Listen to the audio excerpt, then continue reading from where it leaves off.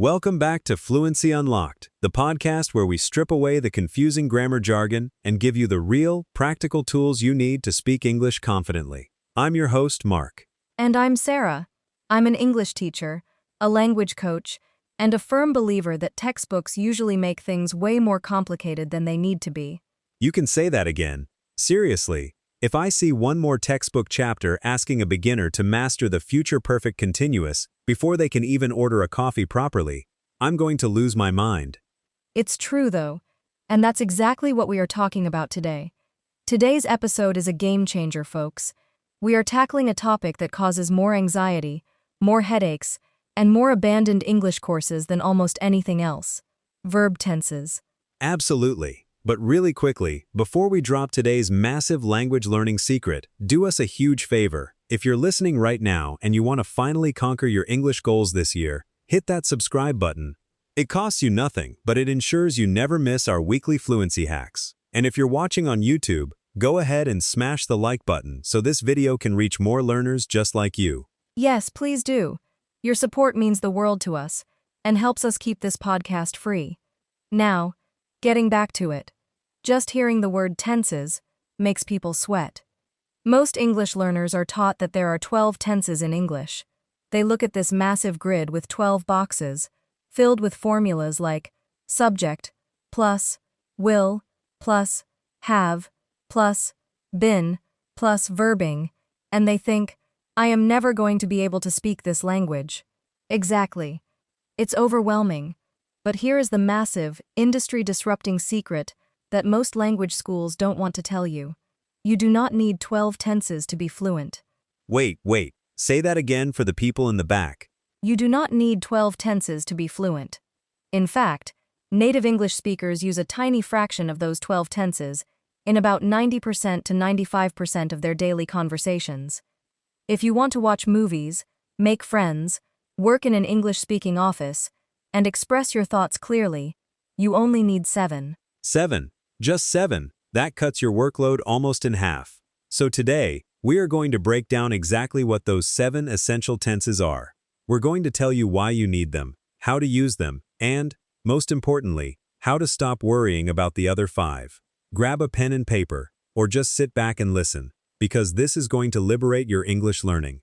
Let's dive right in. Before we hit the big 7, let's talk about the myth of 12. Why do we even teach 12 tenses if we don't use them?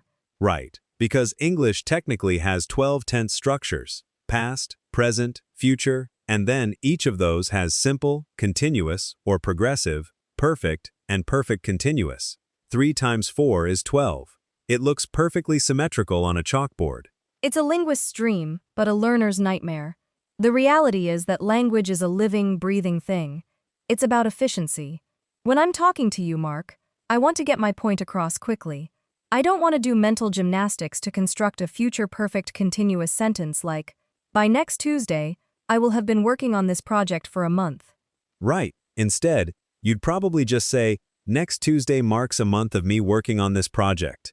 Or, I've been working on this for almost a month. It's so much simpler. Exactly. We default to simpler structures. So let's give the listeners the foundation. The Magnificent 7. The Magnificent 7, mastering the basics. Drumroll, please. Let's start with tense number 1, the absolute bedrock of the English language. Tense number 1 is the present simple. Ah, old reliable. The present simple. I play, she works, they eat. Why is this one so crucial, Sarah? It's the anchor of your daily life. We use the present simple for 3 main things: routines, facts, and permanent situations. Whenever you are talking about your habits, you are living in the present simple. So if I say, I drink coffee every morning, that's present simple. Exactly. It's a routine.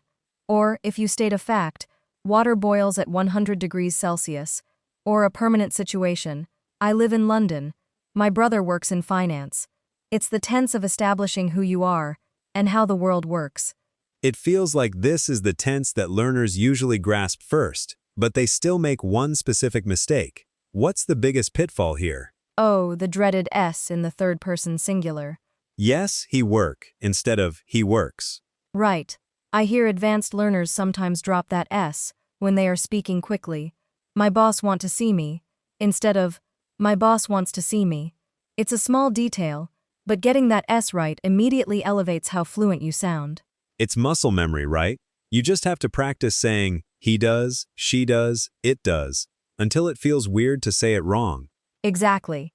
So that's tense 1, present simple. Master your routines and facts. But Mark, what happens when we aren't talking about a routine, but something happening right now? That brings us to tense number 2, the present continuous, also known as the present progressive. This is your I am doing, she is watching, we are listening. Perfect. If present simple is a photograph, a static fact about your life, then present continuous is a live video feed. It's the action happening in this exact moment, or around this current period in time. Give me an example of the difference in real life. Let's look at your job. I could ask you, Mark, what do you do? That's present simple.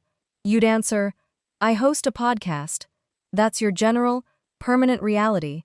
But if I call you on the phone and say, Mark, what are you doing? That's present continuous. You'd say, I am recording a podcast right now. Right. And we also use it for temporary things, right? Even if I'm not doing it this exact second. Like, I'm reading a really great book right now. I might not be holding the book at this very second while I'm talking to you, but during this period of my life, the action of reading that book is in progress. Yes, exactly. I am living with my sister until I find an apartment. Story situation. Present continuous. So to form it, it's just the verb to be plus the ing form of the main verb. I am talking, you are listening. Yep, it's incredibly common. You cannot survive a day in an English-speaking country without these first 2 tenses. You use them to navigate 80% of your present reality, dealing with the past. All right, we've conquered the present, but we have to talk about things that happened yesterday. What's tense number 3? Tense number 3 is the past simple. I went. She saw. We talked. The past simple. This is where English learners start tearing their hair out because of irregular verbs, right? Unfortunately, yes. The rule for past simple is beautifully easy. Just add ed to the verb. Play becomes played. Walk becomes walked. But then English throws a giant wrench in the works with irregular verbs. Go doesn't become goed. It becomes went. Buy becomes bought. Think becomes thought. Teach becomes taught. It's a mess. It is a historical mess left over from Old English and Germanic roots. But here is the truth about the past simple. You use it to talk about finished actions at a specific time in the past. It's closed. The door is shut. So I went to the store yesterday. Yesterday is over. The action is finished. Exactly. I lived in Japan for 3 years. Implies you don't live there anymore. She called me this morning. A lot of learners try to avoid irregular verbs by using other tenses incorrectly. But you just have to bite the bullet and memorize the top 50 irregular verbs. If you know went, ate, saw, bought, took, gave, you are mostly covered for daily life. Honestly, learning those 50 irregular verbs is one of the highest return on investment, ROI, activities you can do in English. Once you have the past simple down, you can tell stories. And human connection is all about storytelling. What did you do this weekend? Oh, I went to the park. I saw a dog. I drank some coffee. All past simple. Storytelling. I love that. And that actually leads us perfectly into tense number 4. Because if past simple is the main action of the story, what sets the scene? Tense number 4 is the past continuous. I was doing. Ramin. They were sleeping. Okay, break this down for me. If past simple is finished, what is past continuous? Past continuous is an action that was in progress at a specific moment in the past. It's the background action. Think of a movie. The past continuous paints the background scenery, and the past simple is the actor bursting through the door. I love that analogy. Give me a sentence with both. I was taking a shower when the phone rang. I was taking is the past continuous. It's the long background action. The phone rang is the past simple. It's the short action that interrupts it. Precisely. Or, the sun was shining, and the birds were singing as we walked down the street. It sets the mood. It creates context. You don't use it for the main events of your story. You use it for the environment. Let me test myself here. I was watching TV at 8 p.m. last night. Why not just say, I watched TV at 8 p.m. You could say both, but they have slightly different vibes. If a police detective asks you for your alibi, what were you doing at exactly 8 p.m., you'd say, I was watching TV. It means at 7:59 the TV was on. At 8 o'clock the TV was on. And at 8:01 the TV was on. The action was in progress across that specific timestamp. If you say, I watched TV at 8 p.m., it almost sounds like you turned it on exactly at 8. That makes total sense. Past continuous is about duration in the past. So far, we have present simple, facts habits, present continuous, happening right now, past simple, finished actions, and past continuous, background actions in the past. That's 4 out of our 7. And just with those 4, you could honestly survive in an English-speaking country. You can talk about what you do, what you are doing, what you did, and what was happening. But if you want to be fluent, if you want to sound natural and sophisticated, you need the bridge. The bridge, connecting past and present. The bridge. You're talking about the big boss. Tense number 5. Tense number 5, the present perfect. I have done. She has seen. We have been. Okay, listeners, pause whatever you are doing. If you are driving, keep your eyes on the road, but listen closely. The present perfect is usually the #1 struggle for learners, especially those whose native languages don't have an equivalent tense. It is notoriously tricky because it's a hybrid. It's called the present perfect, but it talks about the past. Make it make sense, Sarah. Okay, the present perfect is a bridge between the past and the present. We use it when an action happened in the past, but the result or the importance of that action is completely connected to right now. Give us the classic example. Okay, imagine I am looking for my keys. I can't find them. I say, I have lost my keys. Why wouldn't you just use past simple and say, I lost my keys? Because if I say I lost my keys, the action is finished in the past. Maybe I lost them last year. Maybe I found them again. It's just a historical fact. But if I say, I have lost my keys, the invisible second half of that sentence is, and therefore, I do not have them right now, and I cannot start my car. The past action is violently colliding with my present reality. Wow, violently colliding with present reality. That's a great way to put it. So, I have eaten too much. The action of eating is in the past, but the present result is, my stomach hurts right now. Yes. We also use it a ton for life experiences, when we don't care when they happened, only that they happened. It's your life resume. I have visited France 3 times. Exactly, I don't care if it was in 2010 or 2015. The important thing is that right now, in your brain, you possess the experience of seeing Paris. Your life up until this present moment includes that experience. What about words like already, yet, just? They always seem to hang around the present perfect. They are the best friends of the present perfect. Have you finished the report yet? I have just sent it. I have already seen that movie. These words emphasize that the past action has an immediate relationship with the present conversation. So to summarize the present perfect, it's have or has plus the past participle, the third column of the irregular verb list, eat, ate, eaten. And it's used for life experiences, recent actions with present results, and actions that started in the past and continue to now. Right. I have known him for 10 years. I met him in the past, and I still know him now. Bridge built. I feel like once a learner masters the present perfect, they jump from intermediate to advanced immediately. It just sounds so natural. Absolutely. It unlocks a whole new level of nuance. Okay, let's take a quick breather. And while we take that breather, guys, if you are getting value out of this episode, if your mind is officially blown that you don't need all 12 tenses, please take 1 second to tap the like button. And if you know someone else struggling with English grammar, hit share and send this episode to them right now. Sharing the pod helps us grow and helps other learners finally break through that fluency barrier. Absolutely share the knowledge. Okay, we're back. We've done 5 tenses, 2 present, 2 past, and 1 bridge. What's missing? Looking forward and putting it all together. The future. We have to talk about what's going to happen tomorrow, next week, next year, which brings us to tense number 6. Now linguists will argue with us here. Oh, the angry linguist emails are already drafting themselves.